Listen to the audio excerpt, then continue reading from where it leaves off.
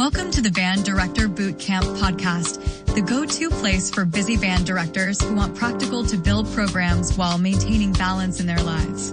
This podcast is brought to you by the Empowered Music Educator Academy, where we help directors like you find efficiency, sustainability, and impact in your teaching and leadership. And speaking of impact, our platinum sponsor, Kennelly Keys Music, has been serving musicians with a commitment to quality, reliability, and exceptional service. Whether you need top-tier instruments, expert repairs, or trusted advice, they've got you covered. Now, let's dive in and set the tempo for success.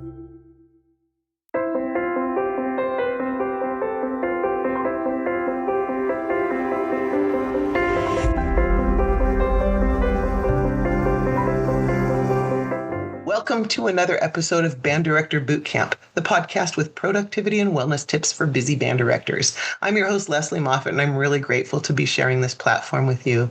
We know you don't have time to watch lengthy professional development webinars, so we bring you 20-minute tidbits with takeaways you can use to support you and help you thrive in this awesome career. And so I'm recording this one today. It was my first day with students here at year 38, middle school students. So I'm just saying right now, I'm tired. It was a day. It was a good day, but it's exhausting. Middle school is. And so we're going to talk about some of those things at the beginning of the year that might have your head spinning with logistics or classroom management. How do you get kids excited about band? How can you help them maybe when you don't have all the instruments ready or you're trying to teach concepts? What are some things you can do that would change things up? And I've got somebody who's a great guest today who's going to share from his vast years of experience with us. And his name is Dr. Scott Watson. And I first learned about Scott through a student. Yulin was her name, and she had heard a piece of music that she fell in love with, and she pestered me until I sat down and listened to it. And I too fell in love with it. We played it for the class, and we ordered it on the spot.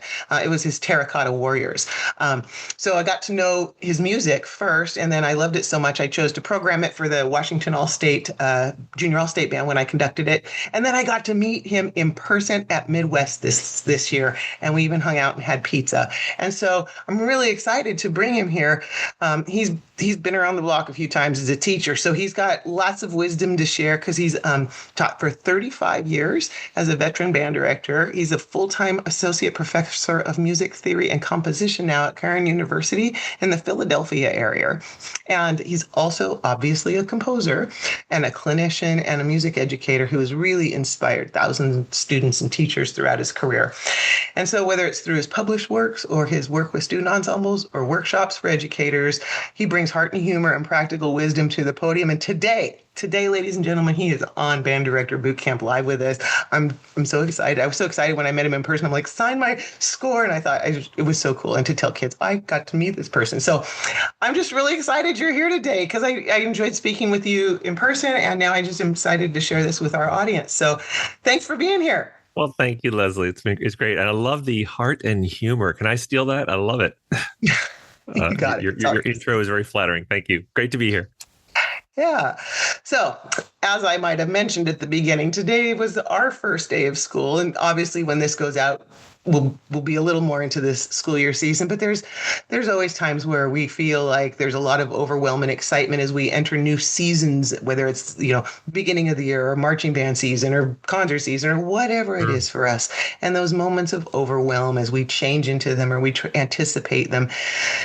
And you can even hear my breath going really fast, right? I feel that whole, I'm in the middle of craziness. And so let's take a minute and have you talk about, how do you channel that kind of energy and what have you done here that you can just kind of introduce to us through your story? That was not a very graceful way to say, welcome to the show. Let's talk. Well, first of all, we're spiritually connected with like talking fast, being high energy. I'm very much the same way, and I'll try to slow down my speech too because I always want to. There's just a lot. Time is precious, right? Especially with the limited amount of contact time we have with kids, and you want to squeeze as much in as possible. I retired from my full-time band teaching in Allentown, Pennsylvania, in the Parkland School District back in the spring of 2022. So it's been 3 years since I've been out of the classroom in that sense. But both my kids are full-time music teachers. My son's a high school choir director. My daughter is an elementary classroom teacher. I still have all my clearances, and I go in. Last year, I did, I think, something like 16 or 17 clinics with bands in our area, and would just go and work with middle school or high school bands. And also, my daughter has an elementary school chorus of almost 200, and I'll take a whole day and go and help her on concert day because they rehearse all day, and then they do the concert in the afternoon, come back at night, and managing her fourth and fifth grade choir, that's a feat. So I think it's only gotten tougher in the 3 years that I've retired to just get kids focused and on task and just still and just in the moment. It's just there's just so many distractions in life, and so I totally empathize with that. So I'll tell you one thing: student teachers that I've worked with, I'll usually early on share with them this short little statement, and that is that there's always next week or there's always tomorrow. Like, so if you have a rehearsal that only meets once a week, they want to get everything done in that one rehearsal, and there's always the next rehearsal, right? It's a process. It's sequential. It's building. It's like little by little, planting seeds. So don't feel like you just have to get it all done. And certainly at the beginning of the year, when you want to take your time, set up expectations, and keep those rules simple. Try not to have like overwhelming amount of verbiage that comes at the kids. I think it's just good to enjoy being with the kids, enjoy being back with them, reconnecting with them, setting up the routines that are going to serve you well. They're going to be an investment, and take your time to explain and teach those things. And you don't have to get it all done in one rehearsal, because there's always next week, and then next week there's the following week. I know when it gets a little bit close to the concert, that's when you start feeling like there really isn't that many weeks left. But so yeah, just remember there's always next week. It used a really important word there, and it's hard as a young teacher sometimes to think, but the word investment. When you invest the time to set it up properly, yep, everything pays for itself down the road. Just like when you learn the fundamentals of music, it's not fun sometimes to practice those, but boy, once you do, it's really fun to be able to play so much more music. So it's the same thing in our classrooms, taking that time to do it, and the routines. Yeah, got to have those routines. Right. But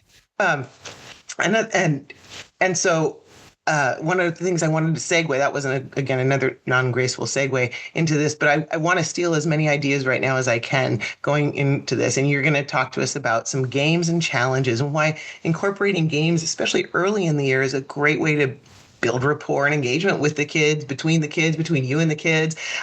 Maybe you can share a few of your favorite things here, and we'll dig into a couple, and then I have a little secret for you guys. He said he would share a Google Doc with us, so we'll put the link in the show notes. It's going to have a whole bunch of these. But tell us about a couple of your favorites and why you use them and what it does for your groups. Absolutely. So, the line in the song "A Spoonful of Sugar" from Mary Poppins, right? In every job that must be done, there's an element of fun. You find the fun and snap the job's a game. And that's the premise here, is that kids love games. And I started out mostly doing these with young band. I've worked with young and older and actually in the same day. But it turns out my high school students love playing games too. So don't discount some of these games. Kids just love competing, and they love making a game out of it. So some of them sort of tie into what we were just talking about, routine. So for instance, I'm a real firm believer in warming up at the beginning of a rehearsal. So after the opening kind of stuff that you do, I always set aside 2 or 3 minutes to do a warm up, even in a short rehearsal, and then you move on, right? You can't spend 20 minutes warming up if you have a half-hour lesson, right? So it's only going to be 2. But then what ends up happening is kids come in eventually expecting that that's what they're going to do, warm up. So as soon as you can teach young band students even a single note, you can already do long tones, right? Richard Saucedo, I love the way he says that when he teaches long tones, he reminds students that they're not just long, they're good tones. So you ask kids to get the best possible tone, best possible sound as they make that long tone. But you can make a game out of it. And I'm sure many of our listeners have done that, right? Long tone contests where the whole band stands up. Oh, they eat that up. And they love it. And the next time they come in, they want to do it, right? Also, if you have students holding notes for, say, 20 or 30 seconds, and then you go into a little chorale warm up or something like that. And then all of a sudden you notice they're breathing every half note. Now you can do a long phrase contest, like who can play the most notes in a phrase before you have to take a breath. And a great way to teach phrasing, by the way, is to just slur everything, because then they won't be tempted to breathe. So sometimes even if the music doesn't have a slur, I'll teach it all slurred, and then I'll just say, okay, now tongue it. But now we've established that we can play that entire phrase all in one breath. We slurred the whole thing. Now we're going to tongue it. So there's no reason to take a breath, which, students habitually do. Another challenge like that, like the long tone contest, the longest phrase contest, would be the 3-time rule. And that is simply that when you want to teach kids to practice, you want to teach them that you should isolate a small passage, whatever the challenging passage is. Maybe it's a 1 or 2 measure passage, and you want to drill it over and over and over again. And I would say until you can play it repeatedly without missing it. So I'll just say that right now, or when I retired in 2022, it was the 3-time rule. We would play it 1 time, honor system, hold up your hand. If everybody got it right, they could put 1 finger up. If we did it a 2nd time and they got it right on the honor system, they put a 2 up. Then I'll pick somebody that just said 2 and I'll say, all right, play it a 3rd time by themselves. Right now, we'll find out if they really were honest, because if they completely botch it, they didn't even get it the 1st and 2nd time. They were just kind of giving themselves the benefit of the doubt. And they'll say, okay, you're back to 0. Who else had 2? Let's do it. So sometimes you can't do it with everybody in band, but you might be able to do it with everybody in a section. Like maybe today we're going to do the clarinet section with the 3-time rule. I will say I do that with playing tests where we have a list of, they can sign off on certain numbers kind of thing. And if they don't have to test all of them necessarily, but if they sign off on number 137 in the book, then I put a randomizer up, and whatever number comes up, they play something between 1 and 137. They might get number 1, but they might get 112. So if they only practice 137, sure. Same thing. But again, that keeps them on their toes, and it's fair. But I love this. And, when I started teaching in 1986, it was Dr. Watson's 10-time rule. And then there was somewhere along mid-career, I realized that was just too exasperating. It was just making the kids almost near tears. So I made it the 5-time rule.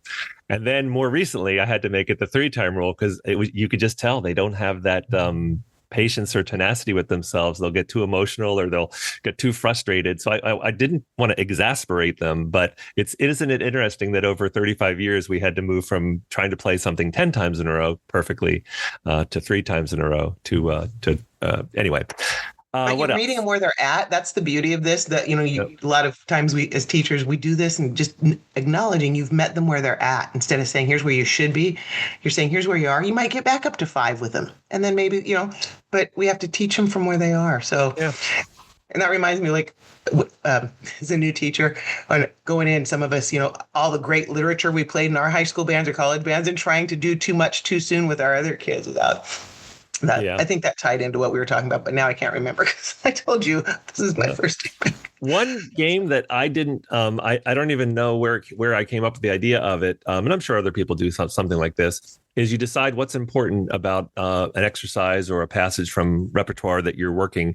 And it might just be at the most basic level. You just want them to play with a steady tempo, the right notes and rhythm, right? That would be the basics. Maybe you want them to also do the right dynamics too, or the right dynamics and articulation. And the more of those things you add, the more difficult it is. But the idea is the game I called King of the Hill. And we would have individuals. And again, in a sectional, you might be able to do everybody. But in a band rehearsal, you might have to choose a section. Like today, we're going to do King of the Hill with the flutes and piccolos or whatever. And the idea is that they start the passage individually, and then they play until they miss. Say, if all we're doing is notes and rhythms, they play until they miss a note or rhythm. So as long as they're playing well and a steady tempo and getting all the notes or rhythms, they keep playing. But eventually they're going to miss a note or rhythm. You stop, and I would have this thing on the screen in Smart Music and write their name with a dry erase marker. Like Alice made it up to here, and then the next person in the section tries to beat Alice and go further. And whoever can make it farthest in that passage is King of the Hill. Now, by the way, I was talking to Robert Sheldon about this very game, and he even said to me, that is kind of gender specific, maybe, a different name. And so I went back to my class and said, we could do like reading royalty, or we could call it King or Queen of the Hill. It didn't matter. They wanted it to be King of the Hill, no matter what. All guys and gals, everybody. So it never changed its name for me, but you could call it whatever you want, right? That's an example of one of those games. Another one that's very simple. That again, Rich Salcedo came and did an in-service with my music department years ago, and he shared a game called BPS, Best Possible Sound, and it's all about just attack. So the idea is you just have, you're working with your trumpet section. And you just go down the line. If the first note of the song or the passage you're working on is like, let's say it's a written G for them. So they put their trumpet up to their embouchure one at a time, and then just try to attack that G. And all you are listening for is the onset of the sound. How does it start? Is it pure tone? That's a 10. Or is it all the mechanics, like you hear the spit and the right? You hear all that coming out, and you hear the tongue slapping, and that's like a 1 or a 2. But Rich said, just let the kids give themselves a grade. They'll always be harder than them on themselves than you are. And that turns out to be true. And I'll just go down the line. That's like a 9.5. What do you think? 2. Well, it's better than a 2. It's a 5. Okay, next one. And you just go down, and then they want to do it again. And it's like, okay, we can't take up the whole rehearsal, but they all want to beat the other people and get a higher, or get close to a 10. But what it forces them to do is just focus on attacks and just getting a clean sound right away. Once you make them that like perfectionist about just a single note, all of their notes start sounding better. It's kind of reminds me of Peter Boonchef has a book called Teaching Music with Passion. And in that book, he says every lesson, every sectional, every class meeting should have a pearl, a moment where you bring students right up to excellence and show them what it is to be as close to perfect as possible. You can't do that for the whole rehearsal because you'll exasperate them. But if you do it with that BPS game, for just a moment, they hear like, whoa, did you hear that attack? That was all tone. Beautiful, right? So that's the pearl of that lesson. So I don't know how many of these you want to hear, but like I said, I got 50 of them. So they can just look at the Google Doc and investigate these for themselves. But there's some are fun and silly, and some are more like these we're talking about that are kids enjoy the challenge, but they're more, about proficiency and technique. Yeah. And what you're really doing is you're teaching fundamentals, but you're layering fun into the fundamentals and using things that resonate with kids. And like you said, 3 repeats for your groups now, and it might be different for different people, but these ideas are that kids, that's a friendly competition area. I mean, it's not, you're creating a way for kids to feel safe making mistakes. One boy asked me today on the first day of school, a little 6th grader, he goes, what happens if we make mistakes? I said, well, that means you're learning. That'd be so cool. And I told him about my garden, how my radishes, I did all the things right, and we talked about it. I said, so now I know what to do differently, or I need to try something different. I said, that's how we all learn. And I'm still learning too. So you're giving permission for kids to try things and to just do it and laugh together, and then to support each other through all of that. I love that. Yeah. Because that's then after that, and you've taught them how to have beautiful attacks on their notes, or to get beautiful tone, to play long phrases, and then the music gets better. And that's how it all works. Yeah. I'd love to talk about all your games, but we're going to give everybody that link to the 50 games in the notes. So I want to ask a few more questions, but before we do that, I also want to take a moment to shout out our podcast sponsors, the Empowered Music Educator Academy and Kennelly Keys Music. If you're listening to this while thinking about everything still on your to-do list, I see you. One of the reasons I started building tools alongside this podcast was because even the best strategies don't help you if you're too exhausted to implement them. That's exactly why I created Band Director Buddy GPT. It's a productivity and wellness tool designed to think like a successful band director and support the real work behind the scenes, the planning, emails, scheduling, and problem solving, and more, so you can amplify your impact without increasing your workload. If you're a busy band, choir, or orchestra teacher who wants a sustainable way to do this job, you can learn more at banddirectorbuddy.com.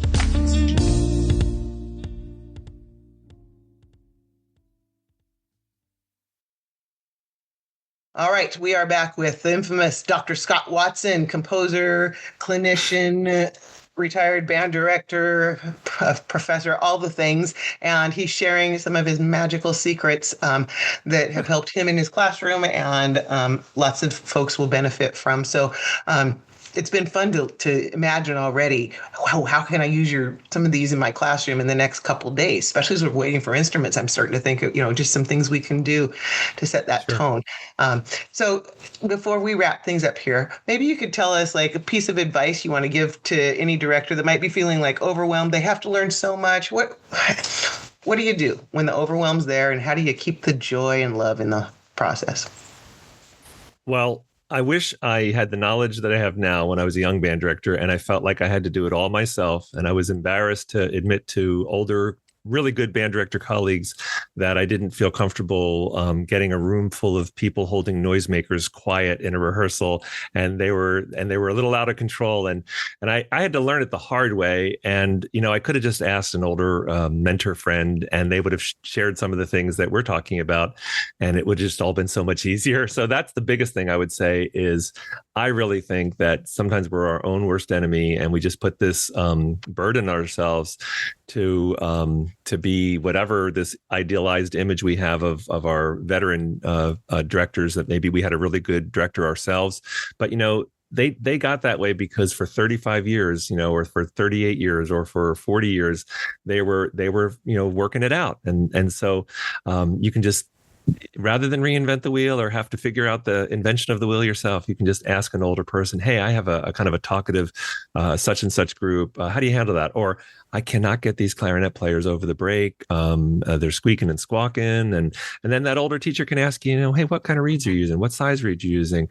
How do you teach the thumb position in the back? They can kind of sort of help you figure it out, right? Right. And the toolkit is just bigger from longer years. Yes, you just can't help but pick up things. Or like I mentioned, almost everything I've shared tonight is something that Peter Boonsheff or Richard Saucedo or Ken Laudermilk or who you name it. There's all these mentors I've had or just people I've admired and brought near me to learn from them. So yeah, that would be my biggest thing is don't be afraid to ask for help. There's so many great people out there, and I think band directors are probably some of the most generous people when it comes to sharing time and resources with one another, because we've all been in the trenches, and if we can help lift somebody out of them sooner, because we all believe in the value of what this brings to kids. And so reaching out and if you're a new teacher, well, listen, there's no excuses not to now. We've got the ways to connect with people all online. I mean, Scott's on one coast and I'm on another coast right now. Right. But when I started teaching in the 1980s, we didn't have that. And so I felt super isolated. And so I didn't have this opportunity. And so just now that we do, just use it. We need each other more now than ever, I think, before. And so I really appreciate all that you're bringing to the music education and from your games that you're sharing, the beautiful music that you write and that moves students and audiences and directors. I mean, you bring so much to this. So any final words? Oh, where can people find you? And how are you staying up so late on a school night? It's 5:30 here, so it's 8:30 back there. I'm impressed. It's 8:30, which I'm 62 years old, and the older I get, 8:30 is like starting to get close to bedtime, but it's not. Go to Denny's for the 4:30 senior special, and then I used to stay up. I would come home and I would do stuff with our kids and everything, and then around 11 o'clock is when I would start writing music, and up until around 2 a.m, and then I'd be back at school at 7:30 in the morning. I'm not that way at all anymore. But maybe the final thing, I'd wrap it up the way we started by just talking about setting routines. That is an investment that'll just pay you dividends all year long. So whether it's like starting with that 2 or 3 minute warm up, or whether it's trying to have very simple rules that are purposeful and not overly verbose and just getting those out there.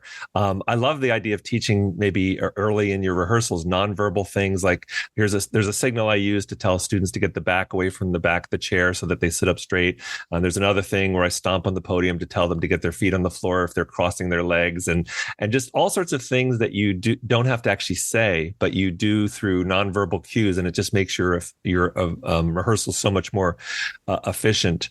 And any of those routines, there's probably, and there's not one right or wrong. Just as long as you have them and they work well for you, go for it. Pacing too, right? Don't spend so long on any one thing so that the rehearsal keeps moving. So once you start getting in a rhythm like that early in the year, that's the investment, right? You have to sort of set those things up and think about them a little bit. But then notice how your kids respond, because your third and fourth period kids are going to respond differently to your great rhythm that you've set up, right? So that awareness too. Yeah. And, well, cool. and I'll just say a great a way of knowing if these things are working, or the first time you're out and you have a sub, and then you hear how it went for the sub. If you have set these routines up and really, your kids are going to come in and unpack without being told, right? They're going to know where to put their instruments without being told. And if the sub doesn't do the right thing, by the way, these days, if you can even get a sub, by the way, right. The kids will actually tell the sub, hey, this is usually where we warm up. We usually do this second year warm up thing, or that's they'll start saying, because you've made it so clear, and you've established those things. Anyway, and that frames the beginning of their class, right? You come in and you do those things, and it's sort of like whatever routine you establish at that beginning of the class helps them say, okay, now it's time for this. Whatever else has gone on, now I'm here. And so whether it's a routine or the long notes or a warm up or my breath routine with kids, it's about framing the thing so it gets them in that frame of mind. So tons of stuff packed in here. Nobody can listen to this at 2 times speed. We already talk at 2 times speed. I know. I feel so good. Yeah, I do talk fast.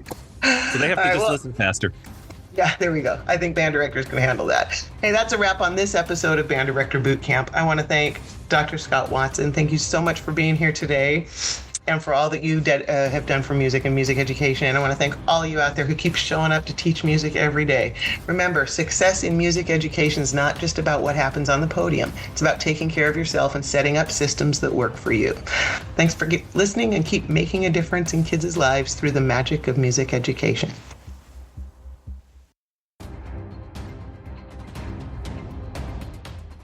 Before you go, I want to leave you with this. You don't need to work harder to be effective.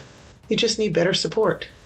Band Director Buddy GPT was created for music educators who care deeply about their programs but are tired of carrying everything alone. It's there to help you think through challenges, streamline the busy work, and protect your time and energy without lowering your standards.